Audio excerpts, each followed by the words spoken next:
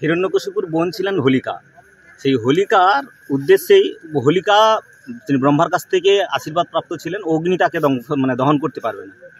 সেই হোলিকার প্রতীকী হিসাবে হোলিকা তখন কি করেছিল, প্রহ্লাদকে কোলে নিয়ে ওই আগুনের মধ্যে ঢুকেছিল, কিন্তু যেহেতু সেই অপপ্রয়োগ করেছিল সেই জন্য হোলিকা নিজে পুড়ে গিয়েছিল, প্রহ্লাদের কিছু হয়নি। আর এই হোলি সেই প্রতীকী হিসাবে করা হয়। এটি বিভিন্ন জায়গায় বিভিন্ন নামে, কোথাও চাঁচর, কোথাও ফাগু উৎসব, কোথাও বসন্ত উৎসব, নাড়াপোড়া এইভাবে বলা হয়। আমাদের এটি বেলুড় মঠের ট্রেডিশন অনুযায়ী আমরা করি।